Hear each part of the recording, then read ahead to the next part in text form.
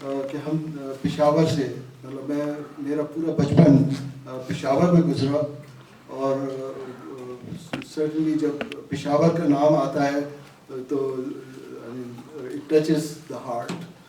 خالدہ نسیم وہاں سے تعلق رکھتی ہیں، اور امین جو ہیں انہوں نے بڑے اچھی طرح سے اس وقت نظر نہیں آ رہے. بہرحال مطلب انہوں نے بہت اچھی طرح سے خالدہ نسیم صاحب کے نسیم صاحبہ کے خیالات ہم تک پہنچائے. لیکن جس شخص نے مطلب ریئلی مجھے بڑا موٹیویٹ کیا ہے، بلکہ میں یوں کہوں گا کہ میری جو پریپیئرڈ ٹاک تھی اس کو افیکٹ کیا ہے، وہ خرم بٹ صاحب ہیں. انہوں نے اتنے سارے سوالات پیش کر دیے ہیں کہ مجھے سمجھ نہیں آ رہی کہ میں کہاں سے ابتدا کروں، اور اس طرح سے کہ جو موضوع جس پر میں بولنا چاہتا ہوں اس کو بھی سامنے رکھ سکوں. تو مطلب خالد خرم بٹ صاحب نے جو باتیں کی، تو سر بنیادی طور پر مجھے ایسا محسوس ہوا کہ مجھ میں اور ان میں کوئی خاص اختلاف نہیں ہے. مطلب انہوں نے بعض چیزوں کو ایک سرٹن اینگل سے سمجھا ہے، لیکن بنیادی طور پر تو میں ان کے خیالات سے کافی حد تک متفق ہوں. لیکن مطلب ایک پریکٹیکل پوائنٹ آف ویو سے میں سمجھتا ہوں کہ صورتحال بڑی مختلف ہے. اس کی وضاحت میں اس طرح سے کرتا ہوں کہ میرے نزدیک دو قسم کے سوالات ہیں جن کا ہمیں سامنا کرنا پڑتا ہے. ایک آفاقی آبجیکٹیو ریئلٹی سے ریلیٹڈ ہیں، خدا ہے یا نہیں ہے، یا یہ جو اسپیس اینڈ ٹائم کا جو ایک تصورات ہمارے سامنے موجود ہے، اس کی حقیقت کیا ہے، یہ حقیقی ہے یا یہ بھی ایک سراب ہے. مطلب یہ سارے سوالات جو ہیں یہ میں سمجھتا ہوں کہ بہت گہرے سوالات ہیں، اور ہم میں سے کوئی اگر یہ دعویٰ کرتا ہے کہ وہ ان سوالات کا جواب جانتا ہے تو میری نظر میں درست نہیں ہے. مطلب میں تو یہ کہوں گا کہ یہ شاید میں نے تحریر بھی کیا ہے کہ خدا کے بارے میں تو صحیح بات ہے کہ سوچنا بھی ہمارے لیے بڑی ایروگنس کی بات مجھے محسوس ہوتی ہے، کیونکہ خدا اگر کوئی اس کائنات کے پیچھے موجود ہے، مطلب میں ایون خدا کا لفظ اوائڈ کرنا چاہتا ہوں، اگر اس کائنات کے پیچھے کوئی پلانر یا کوئی موجود ہے تو وہ ہمارے ذہن سے بہت آگے ہے. میں اس کی مثال یوں دوں گا کہ جیسے سمندر میں یا ایکویریم میں مچھلیاں موجود ہیں، وہ اس کا تصور بھی نہیں کر سکتی کہ اس وقت اس کمرے میں کیا ہو رہا ہے، جہاز کیا ہوتا ہے، ایک جو ایکویریم یا سمندر سے باہر کی دنیا ہے اس کے بارے میں ان کا تصور کرنا ہی ناممکن ہے.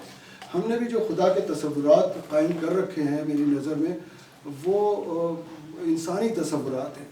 خدا موجود ہے، خدا میری مدد کر رہا ہے، مطلب اس قسم کی جو تصورات ہیں وہ بالکل انسانی ہیں. اور اگر کوئی موجود ہے جو اس کائنات کے پیچھے کوئی کچھ ہے تو وہ ڈیفینیٹلی وہ انسانی ذہن میں سمانے والی چیز نہیں ہے. مطلب میں تو اکثر یہ والی بات سوچتا ہوں کہ ہم بحیثیت مسلمان جو ہیں وہ بت پرستی کے متحاشا مخالف ہیں. مطلب وہ بت پرستی کو سمجھتے ہیں کہ اس سے زیادہ بری چیز نہیں ہو سکتی. لیکن صحیح بات یہ ہے کہ ہمارے ذہنوں میں جو خدا کا تصور ہے وہ بت پرستی سے کوئی بہت زیادہ مختلف نہیں ہے. بت جو ہے وہ سامنے ایک رکھی ہوئی ایک چیز ہے، اس وجہ سے ہم اور چونکہ وہ ہمیں نظر آ رہی ہوتی ہے تو ہم اپنی رائے قائم کر لیتے ہیں. لیکن جو خدا کا ہمارا تصور ہے وہ اس بت سے کوئی بہت زیادہ مختلف نہیں ہے. تو ایک طرف تو یہ بات ہو گئی کہ خدا یہ جو بنیادی سوالات ہیں آبجیکٹیو ریئلٹی سے ریلیٹڈ، صحیح بات ہے ہم میں سے کوئی بھی اس کے بارے میں نہ صرف جانتا نہیں ہے بلکہ جاننے کی صلاحیت ہی نہیں رکھتا. مطلب یہ میرا ایک پوائنٹ آف ویو ہے. لیکن دوسری طرف جو ایک ریئلٹی ہے جس کا ہمیں ہر وقت سامنا کرنا پڑتا ہے وہ مذاہب ہیں کہ ہم مسلمان ہیں، فلانا عیسائی ہے، فلانا ہندو ہے، اینڈ سو آن. تو یہ مذاہب جو ہے یہ دا وے آئی لک ایٹ اٹ یہ ایک کلچر کا حصہ ہے. یہ بالکل اسی قسم کی ریئلٹی ہے جس طرح سے ملک ہیں، پاکستان ہے، انڈیا ہے، امریکہ ہے.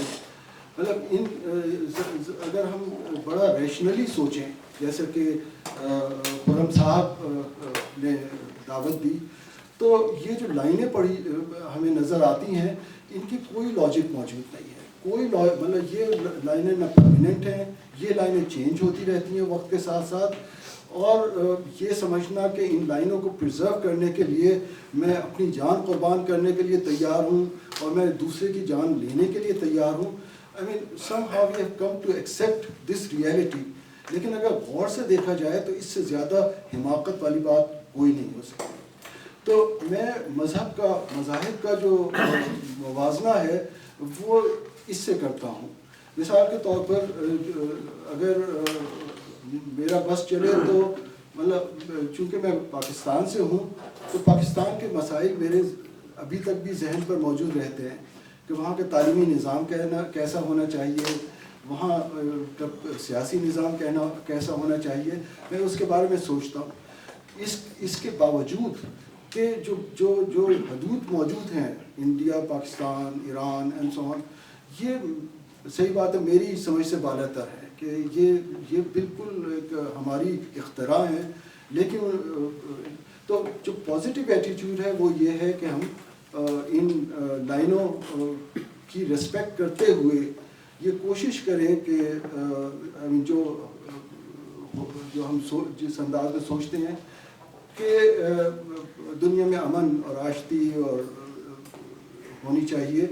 تو اسی طرح سے مذہب از a reality in this sense کہ مذہب لوگوں نے پیپل بلیو ان اٹ، اور یہ مذہب کی موجودگی اس بات کا ایکچولی ثبوت ہے کہ انسان ایک سپورٹ چاہتا ہے. ایک کرائسس کے موقع پر اسے ایک سپورٹ کی ضرورت محسوس ہوتی ہے، اور مذہب ان موقعوں پر بہت ہی ایک کام کی چیز محسوس ہوتی ہے. تو جو ضرورت میں محسوس کرتا ہوں وہ یہ ہے، اور جس وجہ سے مجھے اسلامک سوسائٹی کے بارے میں سوچتا ہوں اور جس انداز میں نے وہ اپنے آرٹیکلس تحریر کیے، وہ یہ ہے کہ جس طرح سے میں پاکستان کو ایک ترقی یافتہ اور ایک بہت اچھا ملک چاہتا ہوں کہ وہ ہو، اسی طرح سے میں مذہب کا بھی احیاء اس قسم کا چاہتا ہوں کہ مطلب کہ جو میراث ہماری ہے، مطلب وہ اس پر میں ابھی آتا ہوں. تو وہ مطلب اسلامی مذہب ایسا ہو کہ جو ہماری تخلیقی صلاحیتیں بڑھانے کے لیے اسلام اس شیپ میں آئے کہ یہ ہمیں اس دنیا میں آگے کی طرف لے کر جائے، جس جمود کا ہم شکار ہیں اس وقت وہ نہ ہو. تو this is sort of my thinking, مطلب جس جذبے کے تحت میں نے یہ باتیں لکھی. اچھا، اب آئیے اس سوال کی طرف کہ مطلب کہ یہ سائنسی مطلب ہم اس وقت اس حالت میں کیوں ہیں، مسلمان اس حالت میں کیوں ہیں کہ وہ جس سوسائٹی میں بھی موجود ہیں، چاہے وہ امیر ملک سے تعلق رکھتے ہوں چاہے غریب ملک سے تعلق رکھتے ہوں، وہ معاشرے کا سب سے بیکورڈ حصہ تصور کیے جاتے ہیں ویسٹ کے برعکس. تو سوال یہ پیدا ہوتا ہے کہ مطلب کہ ایسا کیوں ہوا، ایسا کیوں ہے اور ایسا کیوں ہوا. تو اس کے لیے میں شروعات سے شروع کرتا ہوں. مطلب اسلام کا جو ظہور ہے اور اسلام کا جو ایکسپینشن ہے اور اسلام کا جو دنیا کو کنٹریبیوشن ہے، یہ میرے نزدیک انسانی تاریخ کا ایک بڑا اہم اور بڑا عجیب ایپیسوڈ ہے.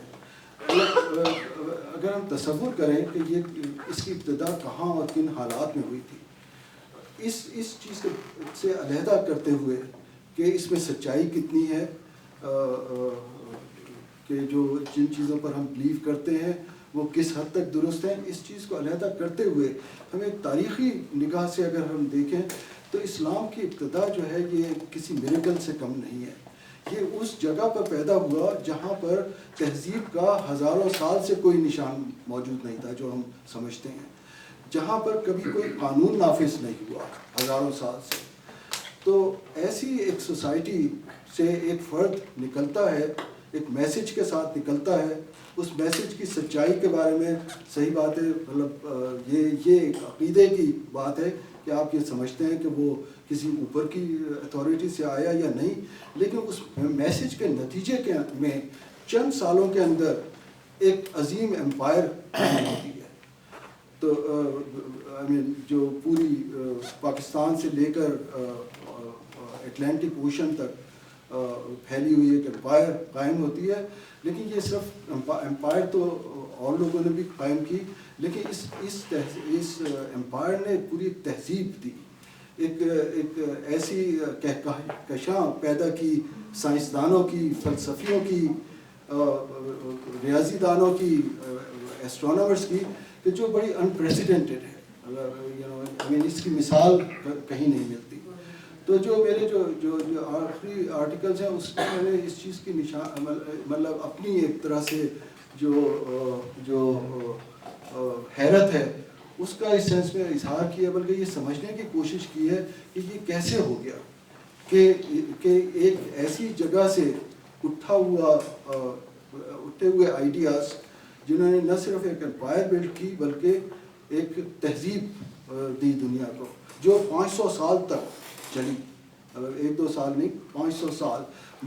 جب ہم رومن تہذیب کی بات کرتے ہیں یا گریک تہذیب کی بات کرتے ہیں, ان کی بھی تقریباً ڈیوریشن اتنی ہی تھی. یہ جو ویسٹرن سویلائزیشن ہے یہ اب تقریباً اپنے 500 سال مکمل کر رہی ہے. تو مطلب 500 سال اس لحاظ سے ایک لمبی مدت ہے کہ جس میں تو سوال یہ پیدا ہوتا ہے کہ یہ تہذیب اس طرح سے کیوں اپنے عروج تک پہنچی. کہ ایک وقت تھا کہ جب یورپ میں تاریکی چھائی ہوئی تھی. مطلب اسلام کا ایکچولی جو رائز ہے وہ کرسچینٹی سے بالکل اپوزٹ ہے.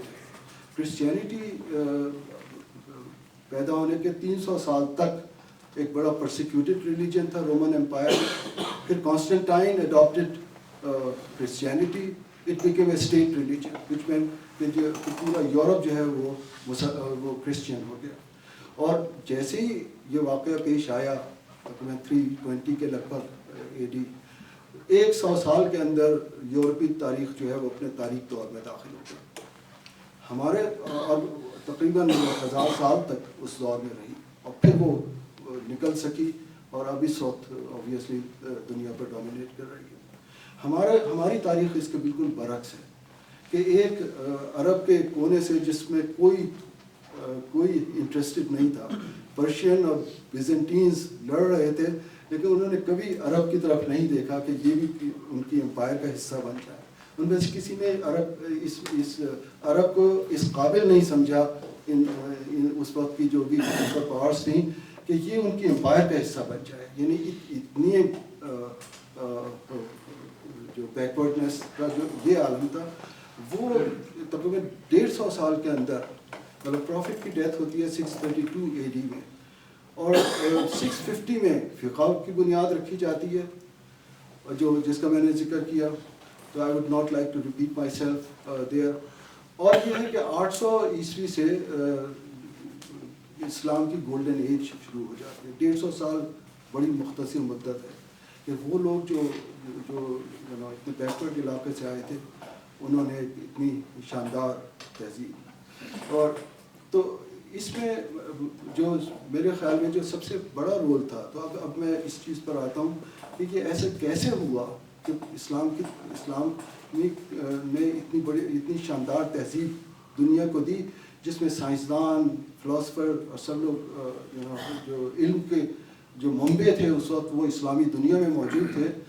تو اس میں میرے خیال میں جو سب سے جو اہم واقعہ پیش آیا وہ ہارون الرشید کے دور میں تھا.